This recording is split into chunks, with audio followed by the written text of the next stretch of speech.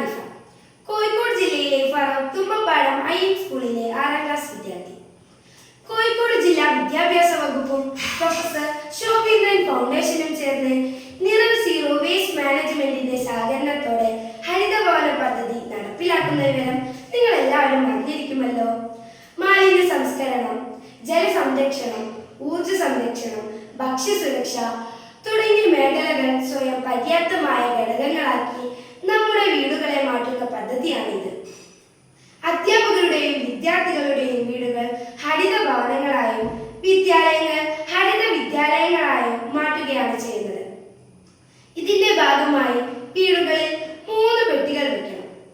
ആദ്യത്തേതിൽ പ്ലാസ്റ്റിക്, രണ്ടാമത്തേതിൽ ബാഗ്, ചെരുപ്പ്, തെർമോകോൾ, റെക്സിൻ, മൂന്നാമത്തേതിൽ ചില്ല് എന്നിവ കഴുകി ഉണക്കി ശേഖരിക്കണം. ശേഖരിച്ചവ നിശ്ചിത ഇടവേളകളിലായി ഹരിതകർമ്മസേനയ്ക്ക് കൈമാറണം.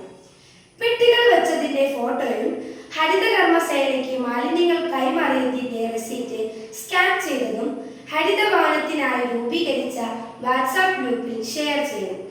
ഇങ്ങനെ ചെയ്യുന്ന എല്ലാവർക്കും സർട്ടിഫിക്കറ്റുകൾ ലഭിക്കും.